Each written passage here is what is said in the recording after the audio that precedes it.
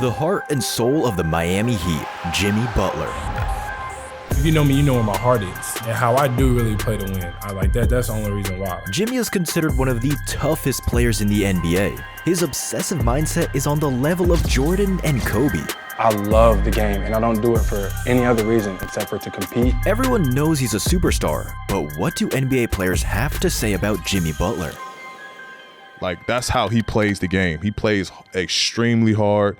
Again, the motherfucker puts his body on the line every time. And he understands it. Like, the playoffs, I heard him on the Knuckleheads where he says he's never won it at any level. I haven't won on any level.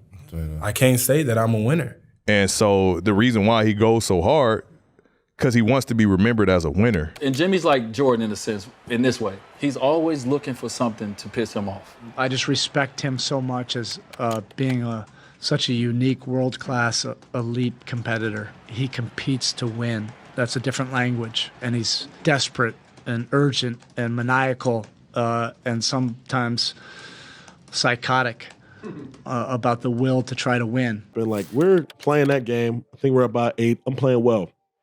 And Jimmy says, like, hell no, he ain't here. So I made it 3. I said, cashed out. Yeah. Next thing you know, I said, hell, I'm here. The next play, Jimmy, boom, boom, stop, pivot, and 1. I'm here too, I mean, Grant wasn't the answer, was he, to the Jimmy Butler problem?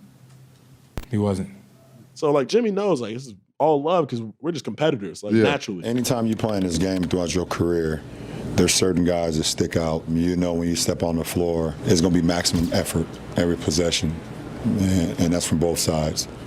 And that's been like that throughout Jimmy's whole career. Every time I've matched up with him, no matter what uniform he's had on and I had on, we've always battled it out. So nothing but respect for a guy that brings it every single night, brings his hard hat, punches his clock, and leave it all out on the floor. I remember when Jimmy got drafted. Jimmy got drafted the last pick in the first round. He was the 30th pick. And I remember thinking, like, good Jimmy. I'm glad Jimmy got in there. Like, because he wasn't like that kind of player. But and I just watched his rise. And when I got to Chicago, what I seen was, and Jimmy's confident, and I always say confidence comes from your work. Yeah. Jimmy confidence comes from no one is going to work harder than me. I would be damned if someone would work harder than me. Jimmy knows the game. Right. Jimmy knows the work he puts in the game. Right. Right? He's very committed to that. No one is going to outwork me. No one is going to know this better than me. Not even you, coach. Right. You can't just throw something out there to Jimmy. He's going to challenge you on it. He know that you know what I mean? Like, he know, okay, this guy got this and he got that. Maybe I can't do that, but I know I got something that he don't got, right, in here. So that's why he feels like, in his mind, Jimmy's he's the best player in the world. He a damn animal. Yeah. Yeah, he different. Ain't no pushover, ain't no, you go pick on me all game, you go call me up for screens so I can get the ISO. You feel me? Like, nah, I'm applying pressure. You know what it is. Like, you feel me? You come through the lane, I'm bumping you. You know what I'm saying? You go feel me out there. No matter what, you go feel me out there. That's what I love about Jimmy. He's a dog. Yeah, I remember that game like it was yesterday. We scored. They called a timeout. It was like we were up by 6 with like 50 seconds left. And I said it was over. Then they come down, hit 2 threes, and y'all know what happened. And he tweeted after the game, and I get on the bus. And everybody's talking to me about what he said and all this, and so I didn't say anything after that game. Jimmy as a leader of a team. First of all, about Jimmy, I think he's one of the ultimate competitors I've ever been around. Like, the way this guy loves to win is outrageous, even if it's over a game of Uno. Like, he will get intense and figure out a way to win. And as a leader, I think he just tries his best way to push people. He's going to have expectations of you to just know the game. And most importantly, above all with him, is to just play basketball the right way. You know, I think he has a respect and appreciation for the game of basketball as it is. That I don't think people really give attention to. He understands, you know, just because people perceive him or think about him one way doesn't mean that that's him, you know what I mean? So he actually does a really good job of when you're on his team, you know you're on his team. We kind of embraced who Jimmy was. Like, we knew Jimmy was an asshole at the end of the day. We all know that. But like, this culture embraces that. Like, we want you to bring that assholeness out. So then on the court, we got all 5 people that are like dogs. Like, he's just a dog. I mean, Jimmy is one of the most special players and closers in this league. You know, he's somebody I've respected for a long time. He just continues to get better, and he's the guy we want the ball in his hands at the end of a game. So to tonight was no different. Jimmy's will, his just passion, his competitiveness, he's got a dog in him. Like, and this shows who has the dogs. Like, you know what I mean? This is where the dogs come out. Jimmy is a dog. He's showing it. He's tough. He gonna talk his talk and he gonna back it up. That's the thing about Jimmy. You don't let him talk his shit, because he's gonna feed into that. He's gonna buy into the shit he's saying, and then there's no turning back. Obviously, we had a Marquette tie, but we wasn't close. Yeah. You know what I mean? Like, I would go back, I would play with those guys, but like we wasn't really close, and he played with the Bulls, and we had that Bulls-Miami thing going on. But when I went there, one of the good things about me leaving Miami, going to Chicago, is I forged a relationship with this guy. me and Jimmy got close, and Jimmy just like, yo, I want to learn everything I can. Me and Jimmy sat down, and I got into Jimmy. I started to understand who he was. You know, he's taking some of the similar steps that I've done. If it ain't broke, don't fix it, right? Just he's an amazing person, a little misunderstood. You know what I'm saying?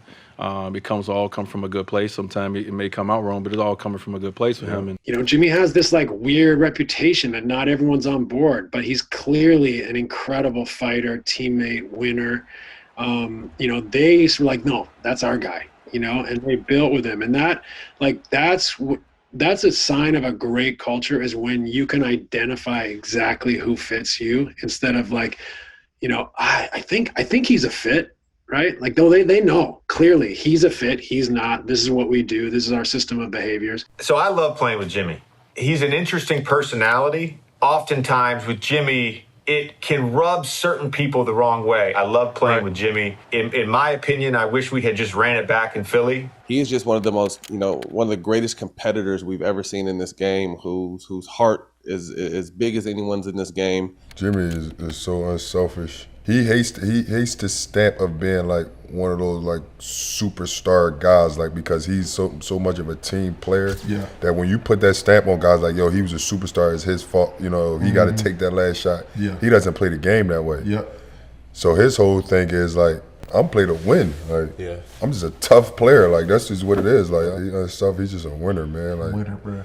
And I heard somebody say like he's not good for every culture. I don't see how. We always knew the talent, right? And we both saw it up close by playing with him. We saw the unselfishness. We saw the hard hat he brought every single day. We saw the leadership in his way, right? It's not for everybody, but it was his way, and we embraced that. And if he's rolling with you, he'll roll with you all the way, because he's a loyal dude. He's one of the best teammates I've ever had. He's a great leader. Off the court, you got to see Jimmy's like charisma. You got to see like who he was as like a person. It just showed everybody like he's not a person that's gonna back down. Love Jimmy to death, man. Jimmy, the only person that got me drinking wine. Jimmy has also opened up my countryside. So, and I spent a lot of time with Jimmy. And just like D Wade and myself, brothers fight. Me and Jimmy got to the point we wanted to knuckle up. You know what I'm saying? But that's brothers. And once again, that's an everyday thing with the Miami Heat. We're witnessing a guy who's continued to be in his prime and playing at a level of basketball that, not many players can get to.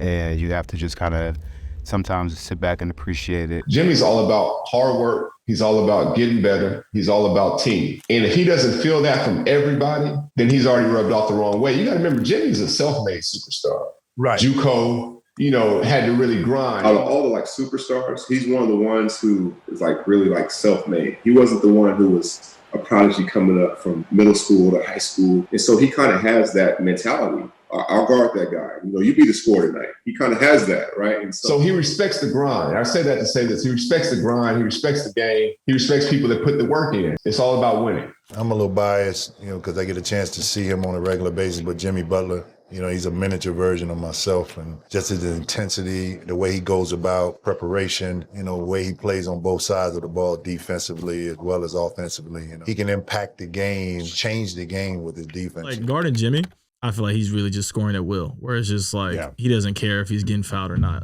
And he's like, all right, I'm going to get to the free throw line. I'm going to get to my spots. And if you jump on this pump fake, I'm going to hit you in your rib.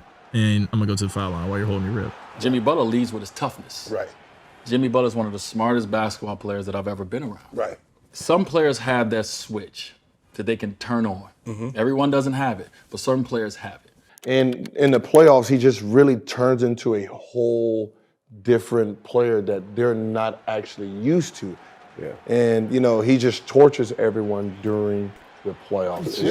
Hey, I'm calling them playoff buckets now, but yo. look, he be in the regular season, and I ain't saying he coasting. He is, though. He be having bullshit. I look at his line. When playoffs come around, he a whole new hit man. all the big shots. He take all. Listen, Jimmy Butler. He a whole nother man. His consistency to me, when he get to the playoffs, he hit big shots. Yeah, he do. Jimmy Butler go from regular season Jimmy Butler like to big face, to big face coffee. In the playoffs, Jimmy turns something else on, and whether he likes it or not, playoff Jimmy is just something different. He's just special. He just has a gear. When I saw Jimmy Butler laid over top of the scorer's table in the bubble, you could see a man that was giving every single ounce, and Jimmy has that ability, and people cannot match his level. That is uniquely special. It's one of the best performances that I've ever seen. If he's making those shots, he's the best player in the world. There's literally nothing you can do to guard him, because it's like the thing with Jimmy is, let him shoot, whatever. He's a very capable shooter. He just doesn't shoot him. Like, he doesn't really shoot him during the year. It doesn't interest him or whatever. There's just nothing you can do with that. It's crazy. I mean, he was talking shit, and we're down 10 points with like 5 minutes left. He was talking crazy to Drew, and I'm like, Jimmy, this game's not over. Like, what?